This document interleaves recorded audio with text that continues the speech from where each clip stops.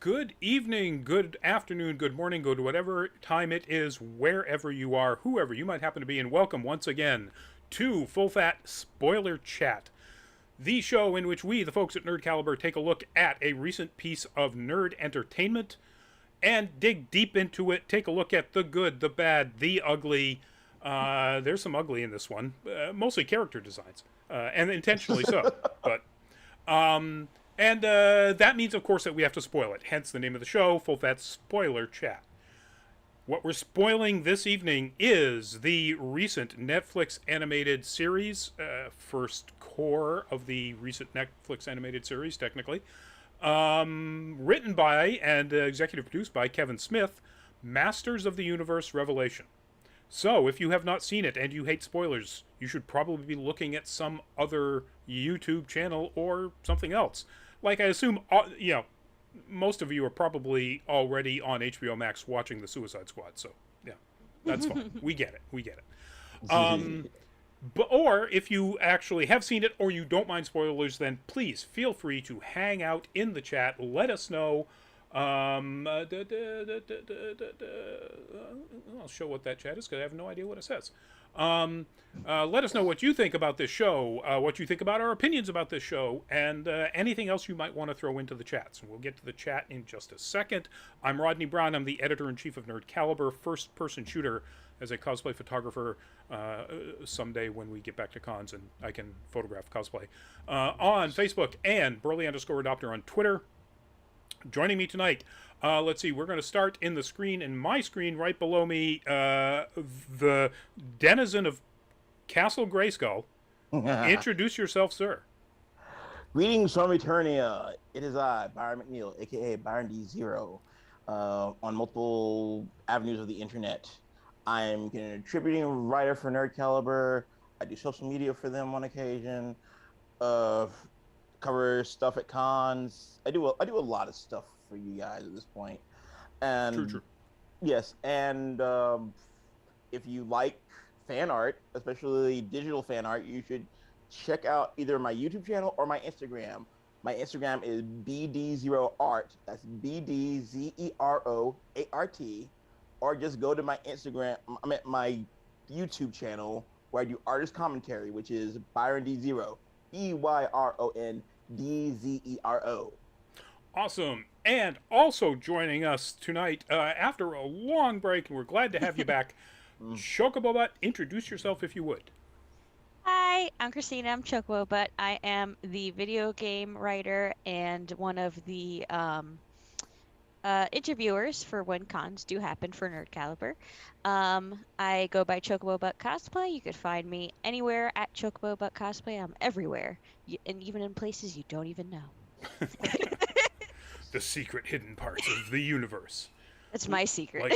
Like Subternia. Yeah, anyway, so folks, in the chat already, Firefly Monster, hello, welcome to the chat. I'm sorry, I do not read that script, so I can't say what your name is, but hi, welcome to the chat. In fact, I was going to say where I think that's from, and I'm probably going to get it wrong, so I won't even do that.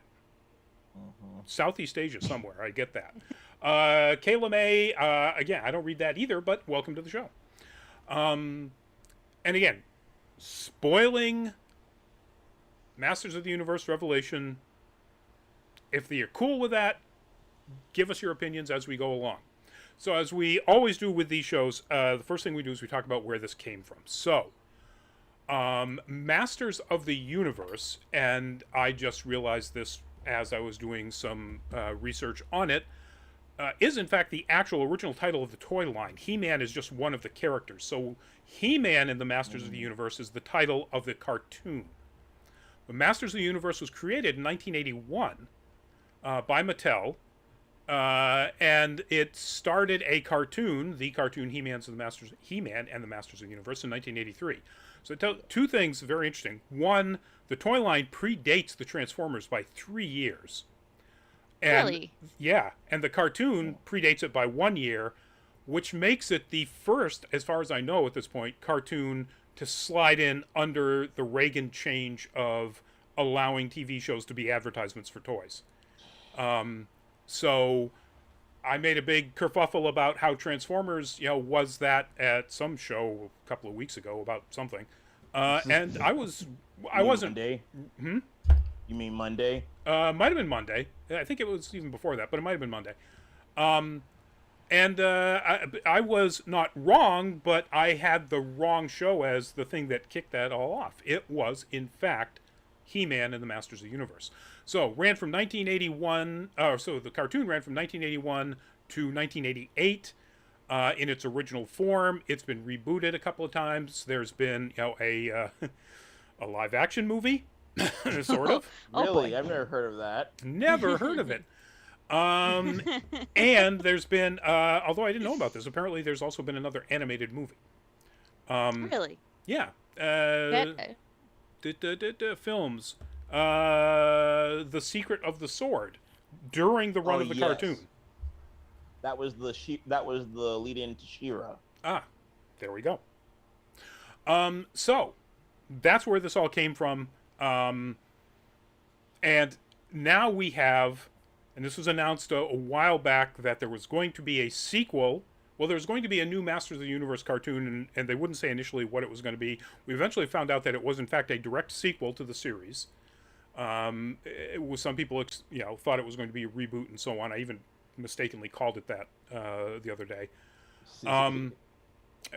After having already watched it, which was really stupid of me. It happens. It happens. This is true. So now we're at this sequel that was written by and executive produced by Kevin Smith, the famous Kevin Smith of Clerks and Mallrats and The legendary. the legendary Kevin Smith. Owner of multiple comic shops, a toy nerd. He's about as nerdy as you can get. yeah. And he brought in all sorts of people that are connected to, both directly connected to him and the Askew universe. His View Askew. Actually, that's not the name of his production company anymore. That's what it used to be. And also some other people that have worked with him for other things. The voice cast, well, we'll get into that. But yeah, chef's kiss. What we do after this little description about where things came from and what we're dealing with here is we start talking about the things that we liked. So we go over what worked, what didn't, what worked, what did they shoot for that really they hit the target on, and what in particular did each of us like. And we are going to start, since we did it this way, we're going to continue going clockwise. So Byron, what did you like about this? Wow. How much time do you have? Let's see, approximately 10 minutes. If we're going to do all of our topics and get it in time. There was a lot to like about this where I'm concerned. Well, unlike you, I actually like the art style. Why do you say unlike me? I really like the art style. Oh, I thought you were... No, I'm saying there are characters who are designed specifically to be ugly, and they're ugly. Okay. Stinkor is ugly, Skeletor is Yes. ugly, but they're designed to be that way. Yeah. My bad if that's not the impression that I gave. But yeah, the art style definitely was. It was the right. It was my favorite kind of nostalgia, reflective nostalgia, because it didn't try to reinvent the wheel, but it respects what has come before. The voice acting, definitely. The overall narrative, the fact that this series was especially not entitled He-Man in the Masters of the Universe, but Masters of the Universe, which if you are the person with a discerning eye, you understand the weight of that title. That is not it's not essentially going to be a He-Man story. And that was something that pissed off a lot of the man babies. But it's like, it's in the title. It says right there. It doesn't say He-Man Masters of the Universe. It says Masters of the Universe, which means it's not just about He-Man this time. His story's been told. In fact, it's right even in the title, Masters of the Universe Revelation, so something's going to be revealed that you didn't know before. It's right there. Yes. So anyway. Sorry, keep going. I was one thing I absolutely love. They did away with the whole secret identity thing. Growing up, one of my least favorite parts about He-Man Master Universe was like, oh, we have to keep his identity secret. It's like, why? You are the prince. You're royalty. Wouldn't it make more sense to have your allies know, have all of your allies know who that you are the strongest, most powerful man in the universe? Yeah, I get that. In the general comic universe, it's usually these are to protect the innocent people around the hero who are not superpowered and therefore might be in danger. If there's none of the people around Adam couldn't We're ever in danger. ever in danger and couldn't kick the snot out of anybody who might come up and put them in danger. So yeah, it's stupid. I will. I mean, give let's the be two- real. Oh, sorry. I was just gonna say, let's be real. Adam was always the weakest person on that show. Yes, he was. Yep. I will give the 2003 series credit. Like they at least gave a reason. It's like he was sworn to secrecy by the Sorceress.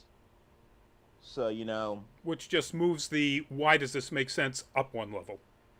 yeah, just a little bit. But the art style, the voice acting. I mean, Kevin Conroy as Merman. Yes. Oh my God, yes, I loved him as Merman. Mark Hamill, of course, Mark Hamill. Yep. I love the fact that Alan Oppenheimer was included in this project as well. Like he's a phenomenal voice actor in his own right, and I'm gonna flex a little bit, but I got to meet him years ago at Kineticon. Oh wow, cool. Yes, very cool dude. He told me that my Skeletor impersonation was pretty good, so Nice. He actually also a decent physical actor as well. He's been in a lot of stuff. oh yeah, that's right, huh? Like if you are old enough or watch reruns of it, you will actually recognize him from some like early stuff on like Love Boat even. I mean, Oh, wow. he goes back that far. But Yes. anyway, sorry. The music definitely was on point. The visuals, I had a hard time finding things that I didn't like about this, so I'm going to end it here. All right, that's cool. Christina, what did you like? What worked for you? So I also really like the art style. I like that it was almost like, at least in my opinion, it looked like a combination of like the 80s style mixed with like a slight anime Yes. touch to it. And I was like, perfect, love it, gold. This is the art style for rebooting an 80s show, 100%. There were moments where I was like, I'm pretty sure this is the Castlevania team because like just some scenes I was like, that looks like the way they draw faces in Castlevania. It is. Yeah. What's the name of the I forget what that team is. production? Anyway, I can't remember. Yeah. But yeah. But I saw a little bit of that in some episodes to be like, oh, there's a Trevor face right there, which made me happy. I loved the addition to the world building that they did, because like they took everything that we knew already, like all the characters that we were familiar with, all the areas that we were familiar with, and I feel like they added a little bit more, like right after the first episode and a half? Yes. Yeah.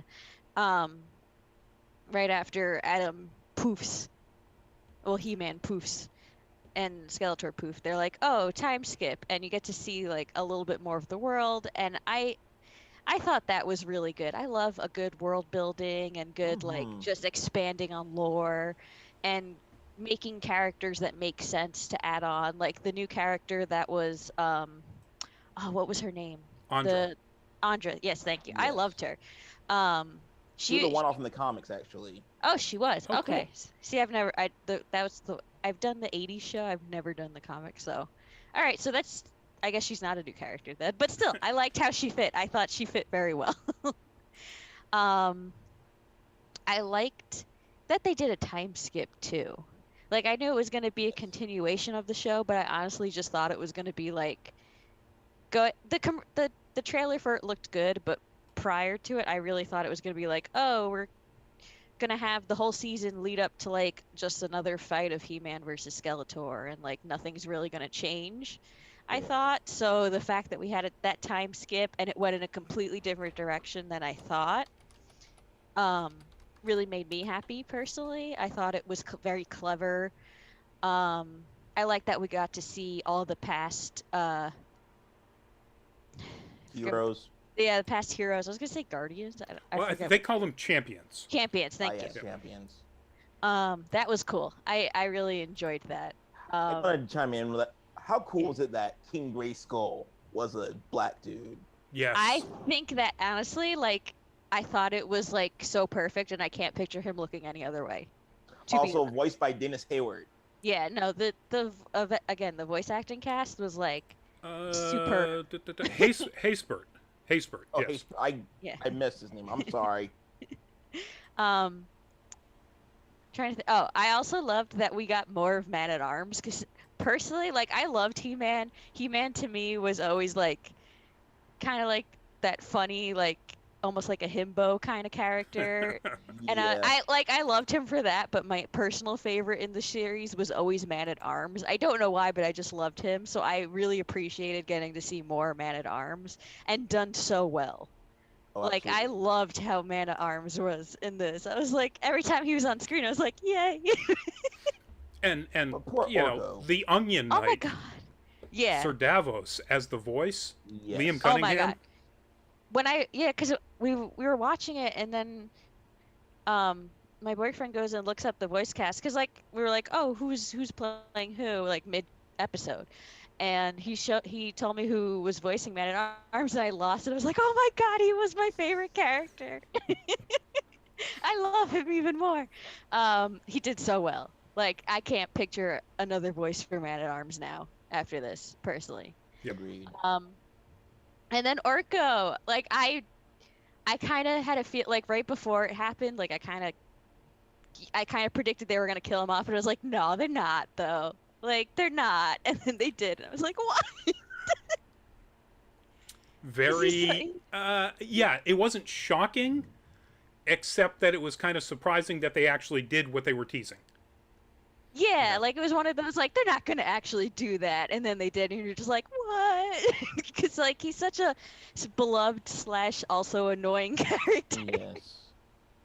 And, like, you don't want them to go, but a little bit you do sometimes, but then you're like, no, but they can't. That's the fun-loving character. They can't kill him off. And they did. Yeah. Like, he's dead. Yeah, well, I mean, at least As it's not far as we Cringer. know. Yeah, I mean, Adam is back, so we'll see what happens. Well, as far, well, you know. Yeah. No. Again, spoiler chat. I'm going to get into Yeah. this eventually, but yeah. Yeah. But But, it's Cringer. yeah, I also liked that, like, because, again, going back to what Byron said with, like, He-Man wasn't the focus of it. Again, like, it didn't say it was going to be just He-Man. Even the trailer, like, showed everyone in it. And I like that even though he wasn't the focus on it, he was still in every episode. He was in Yeah. flashbacks in every episode. There wasn't one where he's not in it at some point. So I still thought it was good. And I like how they actually did that with the flashbacks. I thought that was nice instead of having to, like, make up some random new scenarios of things. Yep. I don't know. I thought it was clever. But yeah, I liked it a lot. Cool. I mean, but the man babies. Yeah, well, but the man babies. Yeah. The man Like- babies. Like the quartering. So, They're everywhere. all the same reasons, I really do like, despite what it sounded like when I said at the beginning here, I really do like the character design. Powerhouse Animation is the one that Castlevania and all the others. Yes. And sometimes, you know, they animate stuff that's been written by idiots, and you get, you know, Zeus. What the heck the name was Blood that? and Zeus. Yeah. I mean, for as bad as that was, it at least looked pretty. Oh yeah. No, and in fact, They're, I think they're a very good animation company. their designs for the Titans, for the monsters, were brilliant. So one good thing about that show. One. Yes. They are a powerhouse animation studio, so they named themselves correctly. Exactly. And they are clearly turning themselves into a powerhouse. Yeah. So I really like the character designs. I really do like Tila's character design. Both her more traditional look at the beginning, you know, when she is being when she inherits the title of Man at Arms, and then the tougher look at the end. In both of them, she still looks like a jacked badass. I Yeah. loved how jacked she was. Oh my god. She is the daughter of Man-at-Arms and someone powerful enough to inherit his title. She is going to look like that. Yeah. Yep. Sorry guys, if that ain't what you want in your, beautiful, female characters in action fantasy, find I don't something else. care. Yeah, find something else. Um, what else did I really like about the voice cast? I everything about the voice cast. Lena Headey as Evil Lynn. Oh yeah, that Oh, was God, great too. yes. Sarah That was so Michelle good. Gellar as Tila. I'm so Yes. glad to hear her voice again because Yeah. I always Right? loved her. I was like, where have you been? And she does Star a Wars great job. Rebels. I'm sorry. Go ahead. Oh yeah. Go ahead. I missed I it. said Star Wars Rebels. That's what she was. Oh, there you go. That's true. I love the fact that even though it was clearly her, it was also clearly a badass, tough woman portrayal. And Yes. like that a lot.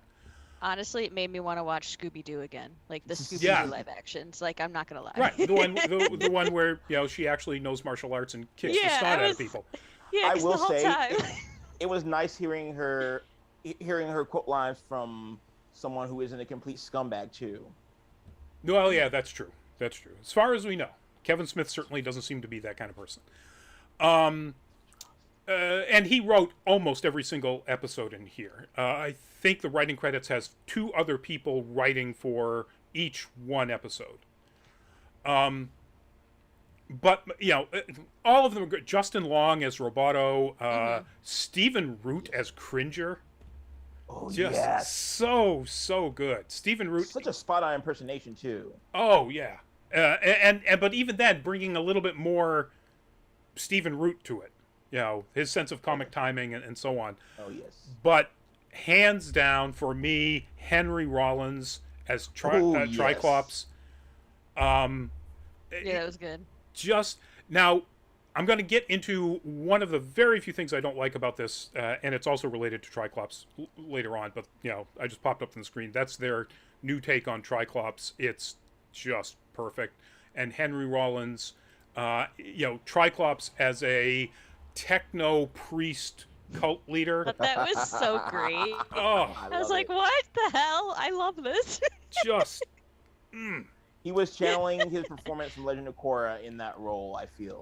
that, or the Rollins band song "Liar." So that's the one thing that this missed. It should have had more Henry Rollins songs in it. Yes. With it, we always got a season 2.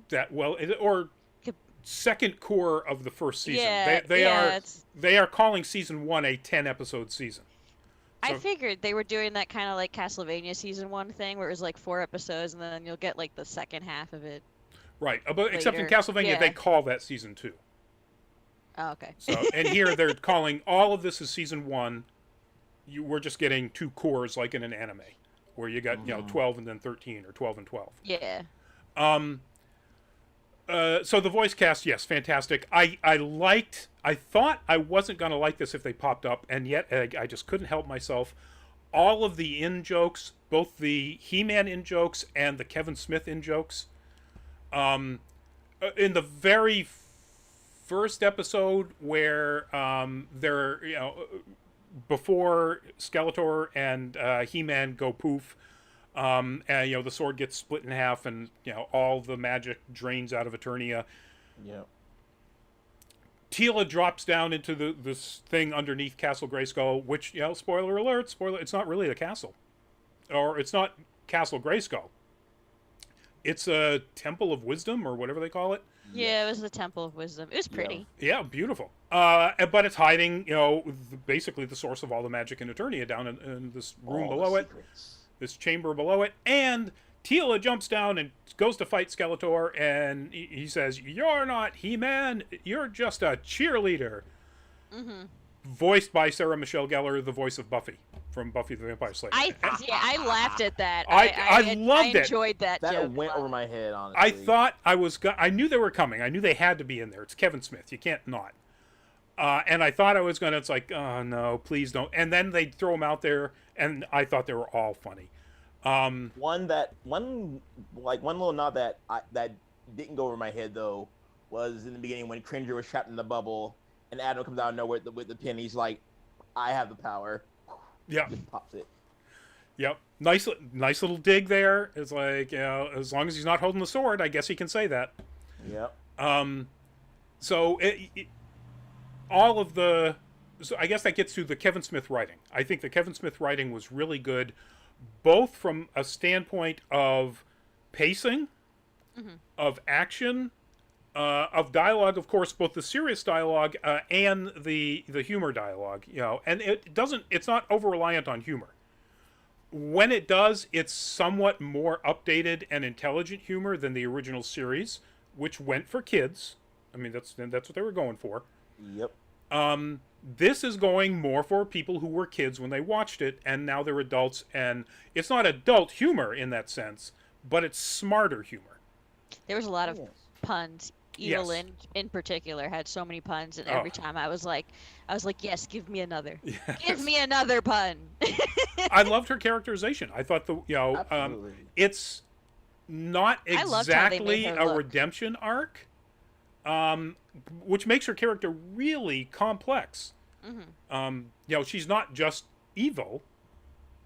Another one, just that line where it's like, so your name's like, no, I just decided to call myself evil. After that long whole spiel about Orko's name, and it's like, no, I just decided to call myself evil. I liked that. That was another thing that I liked, was the little explanation for Orko's name. I thought that was really clever. All of that stuff. His name is Oracle. I was like, oh. It's a little Hodor, but Yeah. Yes. And that worked there. And there are times when something like that is put in there primarily in most shows or movies, to be fan service. The dice in the Millennium Falcon. Things like that. It's like, oh, that's what his name really is. Or that's where the dice came from. And it means nothing to the series. This was designed to set you up to be even more sympathetic to Orko. Yeah. For eventually his big sacrifice. So it was, smart writing. Kevin Smith, he should be writing, this stuff instead of, yoga hosers. Honestly, when I first heard about the He-Man show, and that Kevin Smith was gonna be in charge of it, I was like, this is gonna be good. I don't care. It's gonna be good. Something getting produced by a fan that knows how, who has experience doing it, this is gonna be good. Right. Usually. One of the big things is obviously Netflix let him do his thing. Yeah, Netflix, you could tell Netflix totally was absolutely. They were like, free reign, just go have fun. Here's your budget, there you go. But here's the other thing that I really liked about this, when I talked about the writing being more intelligent, this gets even more so than Dogma, deep into the eschatology. They travel to Eternia's version of both hell and heaven. Yes. And in heaven, you get to hear exactly what happens to people when they die. In this mythos, what happens to champions when they die. Which is all, and it's not just people talking, because it sets up the really big cliffhanger at the end, where just before he transforms into He-Man, spoiler alert show, folks, spoiler chat, one of the very, very, very last things, Skeletor kills Adam. Possibly.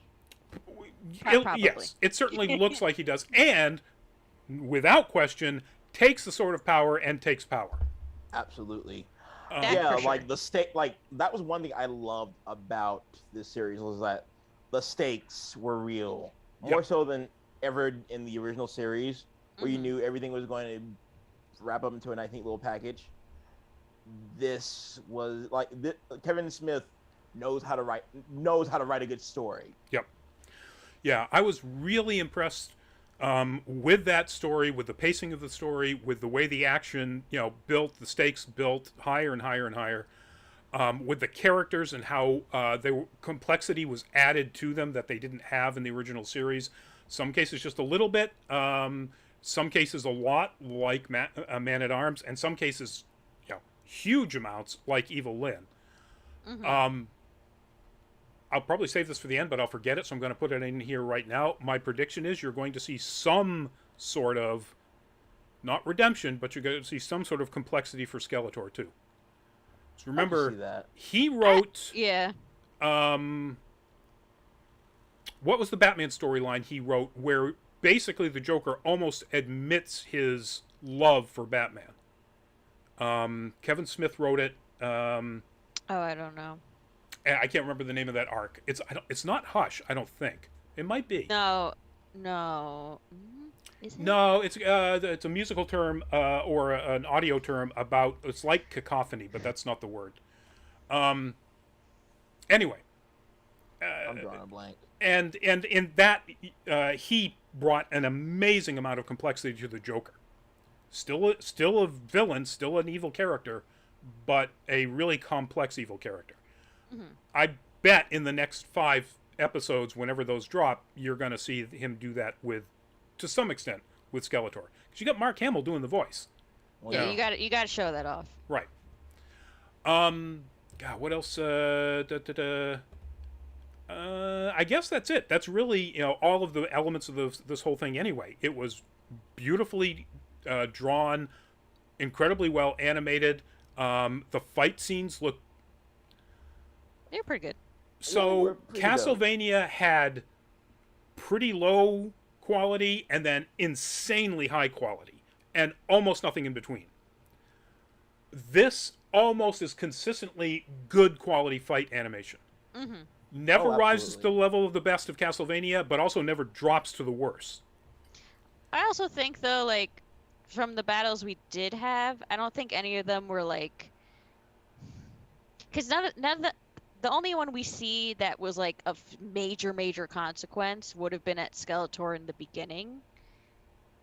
So Right. like I feel like we haven't had a battle worthy of the epicness. Well, no, That I'm it not could- saying that. I'm saying fights. Like, Yeah, no, but like save the big action fight, like big budget fight. For, oh, like, I see. You think for they're going to dump the Skeletor kind of Sakaga thing? into the last one? Yes. Yeah. Maybe. That- it wouldn't be surprising, honestly. Yeah. They certainly did that with the end of Castlevania. Yeah. But anyway, so that's what I really like about this. And we're now moving on to dislikes. I'm going to guess this is going to be a pretty short part of the show. Yes. But, Byron, what didn't work for you?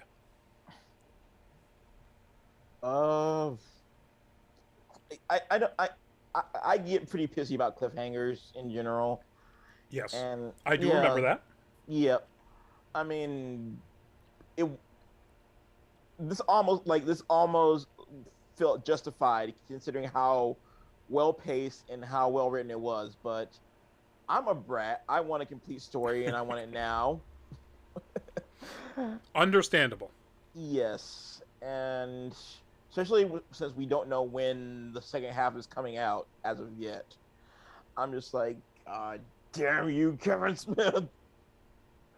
I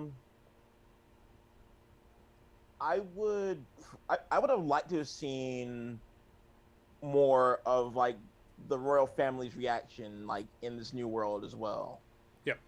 Because like we got to see Diedrich Bader in an uncharacteristically serious voice acting role as a voice actor as an actor who primarily does comedic stuff. It was fascinating to see him in a more serious role, especially with that back and forth in the first episode with Adam, where he was just like laying into him. So I'm looking at the credits here, and it has Bader as And Trapjaw. King Randor. Oh, really? Yeah. What's the king's name? King Randor. Randor. He might have been both because they have double credits and they don't give the second one. Yes. And this does not have a Randor listed separately. I, He was both. Yeah, so he must have Yeah, been both. he definitely was. He was. So when it was first announced, I read somewhere that he had been casted as Randor. Okay. All right. Cool. Um, and anything else in the dislike column? Uh, I'm still not over Orko dying. Painful. I get it. Yeah, but yeah, it's hard. Again, it's hard to find things to dislike about this show. Yeah. No, I agree. Christina, is there anything on your dislike plate? Um, it was like I guess if I have to be picky, because like I really did like pretty much everything. There were times, granted, Skeletor's not in it that often. I liked Mark Hamill's voice of him, but there were times where I did miss this He-Man, like, yeah, like the class. I'm bad at it, obviously, but the classic, like, just kind of, I guess, high-pitched voice that Skeletor used to have. I was like kind of hoping for that before he spoke when they first showed him. I was like, oh, give me that. I thought that was pretty good, by the way. I guess if I want to be picky, like I liked Mark Hamill's version, but I do still enjoy the classic Skeletor voice. It's just too funny. That's the problem. It's too funny. It's too funny. There's never any sense of danger coming out of somebody who sounds like, a Skeksis on helium. I do want to chime in. Great for that. I want to reference the 2003 series again, where the voice actor did a very solid impersonation of Oppenheimer Skeletor, but somehow managed to make him seem like an offhand psychopath by comparison.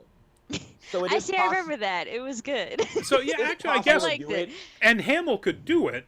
He definitely, if anyone could, right? Like, he could.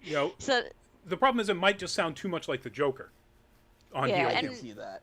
And the other thing with that is, like, Mark Hamill's gone on record saying, like, doing the Joker, like, severely hurts him. So, like, I understand why he didn't do, like, a helium-induced Skeletor. I understand. It's just, it was one of those things. I was like, I would like this too. I like this, but I also would like this. I do like. I know Adam is supposed to be like so weak in comparison, so weak. One day I would like to see Adam not so weak, not like He-Man buff, just like, like not looking like a feather might break his bones kind of thing. But that's like a personal thing. Well, even that's not exactly the design. I mean, that is not a skinny guy. Well, yeah, but it's when you're comparing him to everyone else around him. Yes. Yeah, 100%. Yeah, he's like, yeah. Especially compared to classic Adam from the original series, who basically their body types look the same to me growing up. I think it was easier to draw that way, honestly. Yeah. That's probably just draw him with clothes. Exactly. Yep. He-Man with clothes. I don't mean he had to be like that, but like, I don't know. He was like a little too frail looking in comparison to everyone, but I was like, it works. Yeah. Yeah. I also am upset that song was not in it. I demand a refund for not using that at some point as a joke. Hopefully in the next few episodes. Or a reference. I would be willing to bet that Concrete Blonde would let them use it without paying any royalties. Honestly, just because it'd be so cool. If there was a version of the show where I feel like it could fit somewhere, and like if someone could make it work in the show, it would be Kevin Smith, who would be able to make that song work in his series. Like, even if they just reference it at some point in the next 5 episodes, somebody needs to say, "Hey, what's going on?" Yeah. And that's it. Just with a rainbow in the background. Right. Orko. Oh no. Yeah. I'm sorry. I guess the other thing that I appreciated Evelyn, like, kind of staying evil, I guess, and being complex, but I kind of was sad that she went back to Skeletor. That was like the one thing I was like, oh, come on, you were so great. Come on, you were promoting feminism. That's another prediction. And then you went back. I think she's gonna try to stab him in the back. I hope so, and it would fit Yeah. for Lena Headey voicing her, because like I mean, Right. we have Cersei. Like she was giving me such Cersei vibes the entire time, Yes. Absolutely. especially when she takes her helmet off and then she's got like the blonde hair and she looked fantastic, Yes. so hot. I was like, I feel like they like took Evil Lyn and somehow Now I'm gonna merged say her with if it's Cersei. blonde, it's platinum blonde. I took it as white. Yeah, it was like white. Yeah, it was white. Me too. Yeah. But she gave me like such Cersei vibes, and, Yeah. and the white hair even more. So You think Yeah. of somebody who's even snarkier than Cersei. And right. Yes. But I was a little disappointed. I get that, like they'll probably go into that in the next couple episodes, but I was still like, oh. Yeah. I want to see more of the relationship between her and Beastman. Yeah. Yeah. Yeah. I thought that was cute. I actually kind of liked that, how he was like so obsessed with her.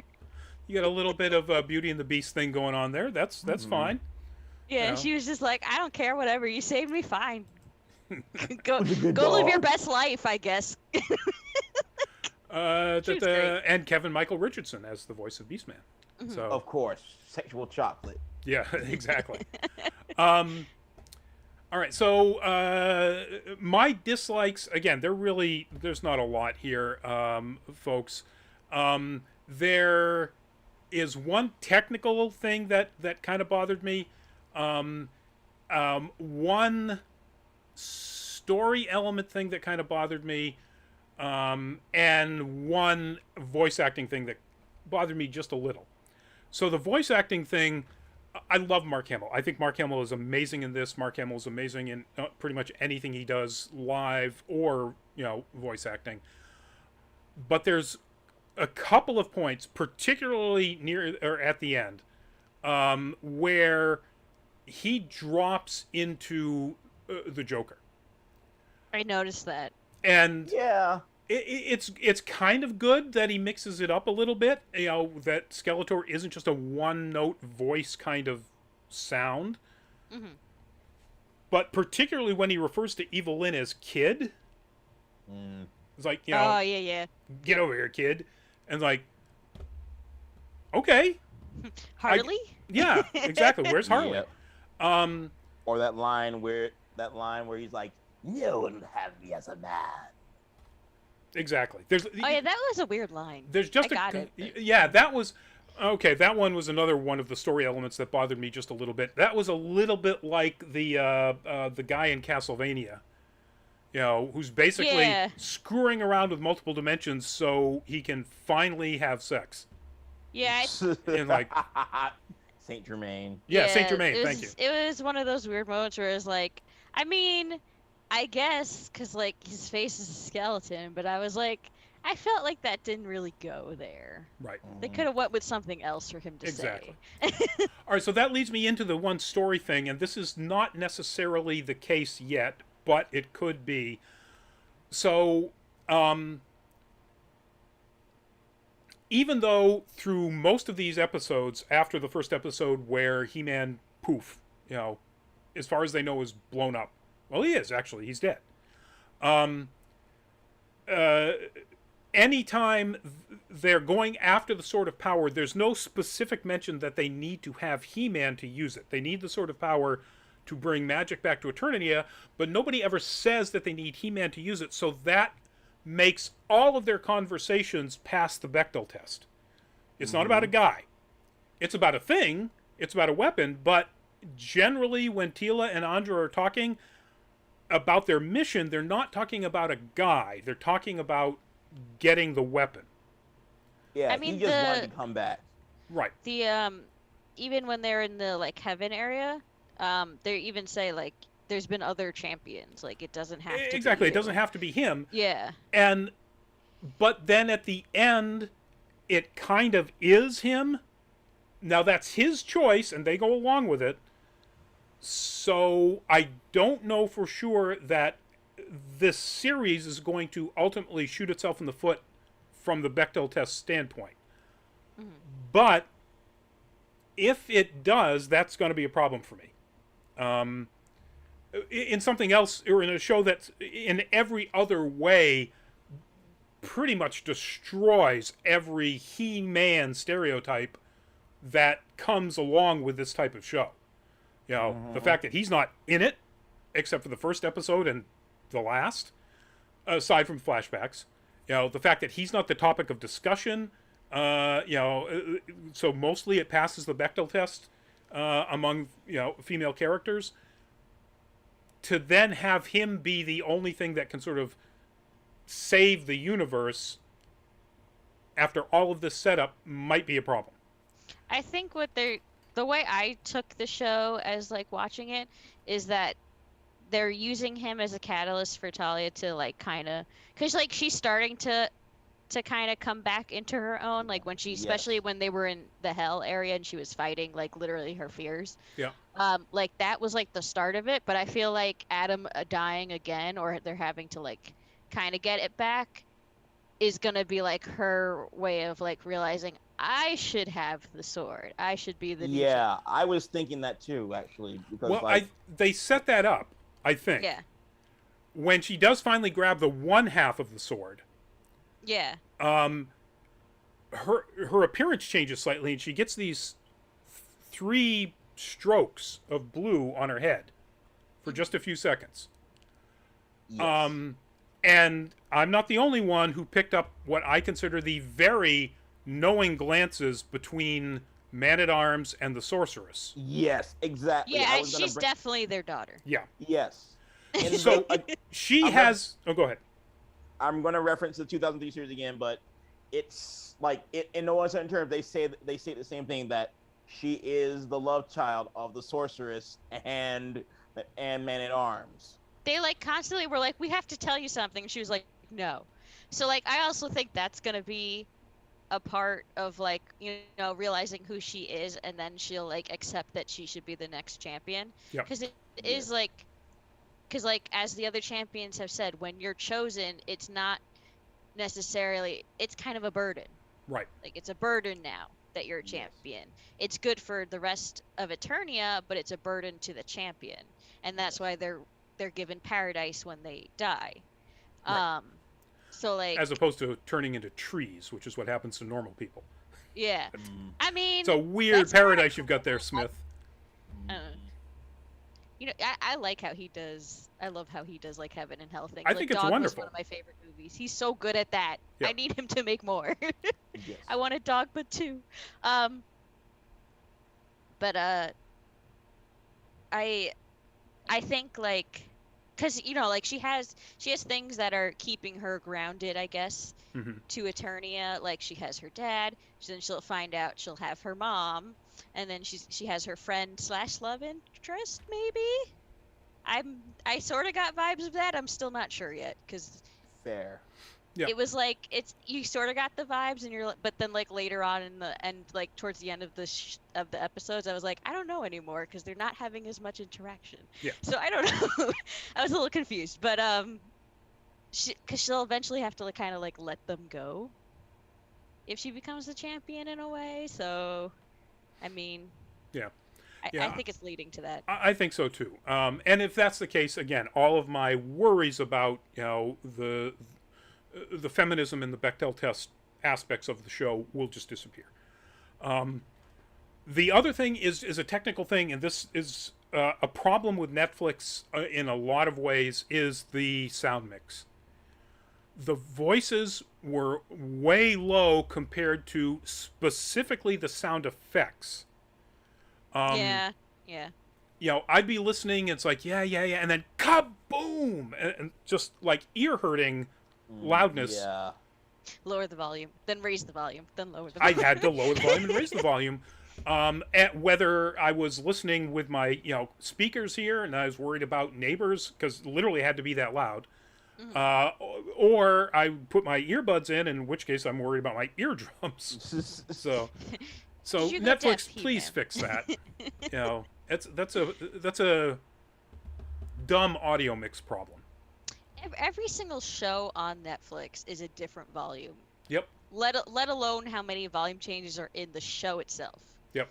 It's wild. Yep.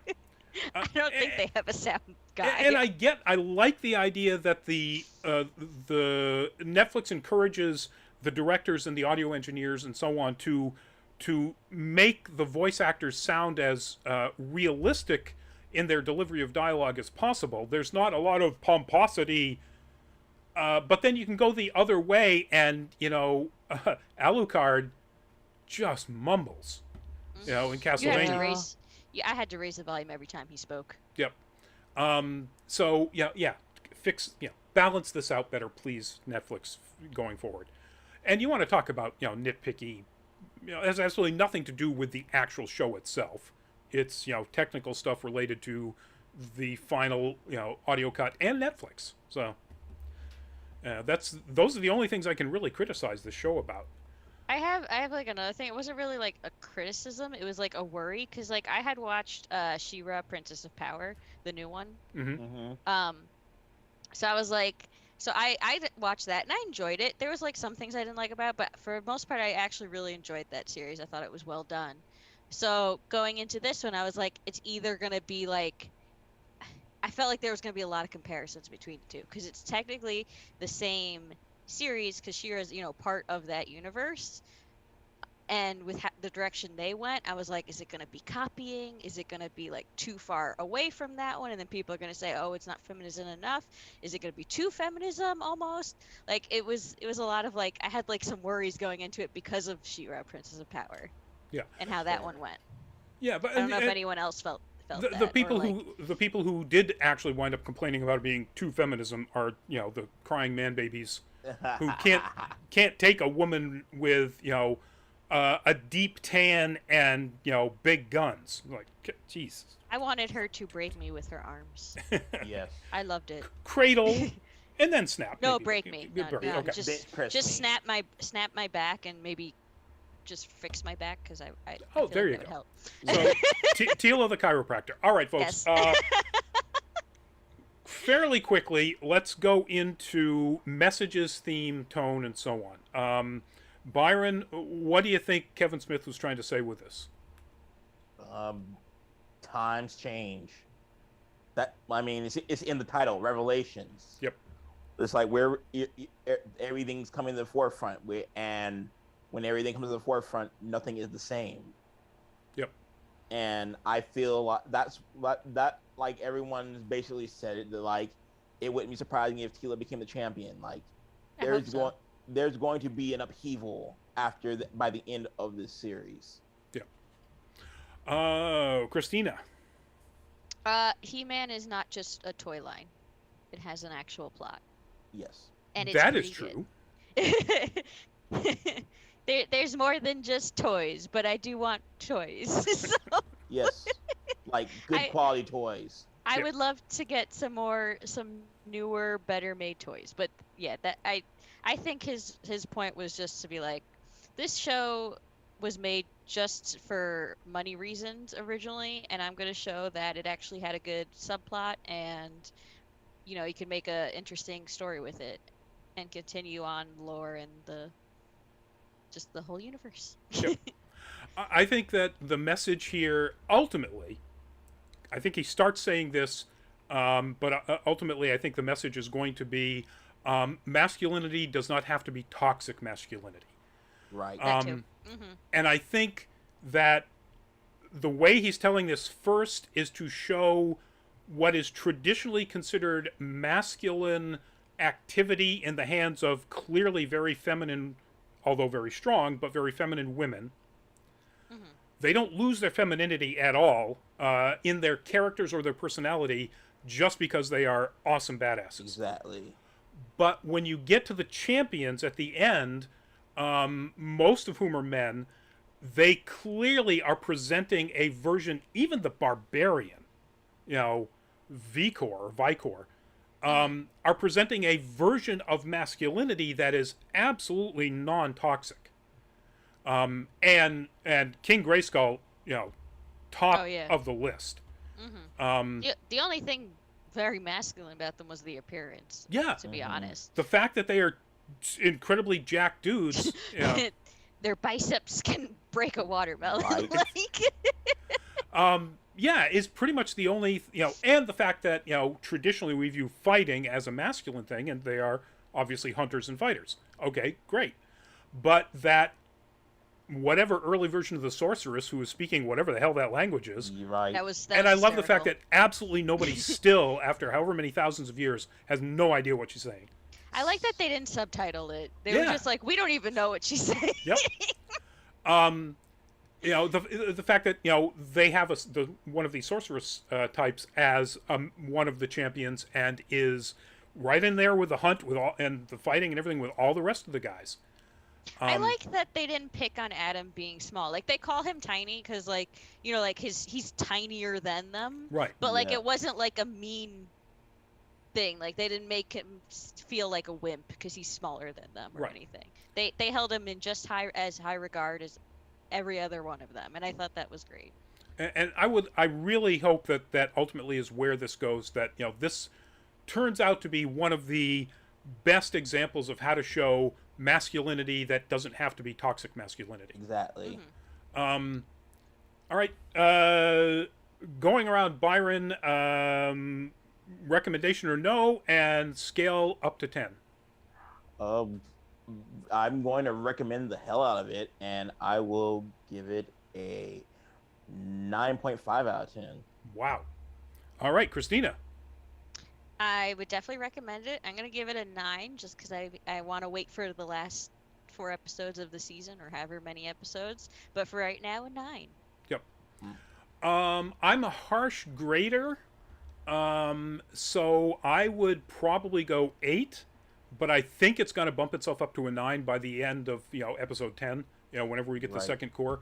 Mm-hmm. So I'll 8.5 right now. Let's go with that. And yes, a high recommendation, folks. If you are the kind of person who just absolutely hates the idea that this is a story that does not involve He-Man kicking the snot out of people in every episode, you're not going to like it. Now, unless you're the kind of person who can start off going, "Hey, this is unfortunate," and then realize just how good the rest of the show is and get over that. Right. So strongly recommend it for everybody, not just fans of Masters of the Universe. All right, folks, that's it. That's our show. Before we do our goodbyes, I'm going to do some plugging. Upcoming on Monday, it's Anime Octane. We are going to be doing the Mobile Suit Gundam Hathaway movie on Netflix. Ooh. Ooh. So it's a nice short. It's 96 minutes. An hour and a half long. So you got plenty of time to watch it, folks. So you won't have it spoiled, but we will be talking about it in depth on Anime Octane this coming Monday. Nerd Week Live, our nerd news show, right after that on Tuesday. And then next Full Fat Spoiler Chat. I should have had this ready so I'm not scrambling over here I think it's looking. Suicide Squad. Or no, did you guys do that? you didn't. Yes, you're right. Thank you. It will be The Suicide Squad. So August yes. 12th, The Suicide Squad. Again, it's on HBO Max as well as in theaters right now. So, I think I'm gonna watch it. hoping Yes, everybody will same. get a chance to see it and join us then. All of our shows, 8 p.m. So that's when we'll expect to see you. We'll do the quick, the dirty, the Patreon plug on your screen right there. Patreon. Patreon.com/nerdcaliber is our Patreon page. Count 'em, 2 super low dollar tiers. That's it. We just want you guys to help us go to cons, get more videos for YouTube, get more pictures for and articles for the website. Check it out if you want to, and become a patron if you want to. And come say hi to us at conventions when they start. Of course, Mhm. safely though. Exactly, Safely. with a mask, and if the Yes. convention insists that you be vaccinated, then be vaccinated. If that's how you have to go to conventions, do it, folks. Do it anyway, Yes, because it's a please. safe thing to do. Byron, give us a goodbye. Hey guys, Byron McNeil, aka Byron D0. Look me up on Instagram at BD0Art or on YouTube under Byron D0. Have a good night. Cool. And you might want to do something about that giant castle that's about to eat you behind you. Christina, give us a goodbye. Hi everyone, I was Christina, also known as Chocobo Butt. So if you wanted to see more of me, you could go to Instagram, Facebook, Twitch, every site, whatever, at Chocobo Butt, and you'll find me. And you can also check every Monday, Tuesday for video game updates as well. Woohoo. Cool, cool. And they are all awesome. The most recent one went up just a couple of days ago. Check it out, folks. Anyway, that's it for the show. Hope to see you in one of our upcoming shows. Stay safe. Have a great weekend. And we will talk to you in another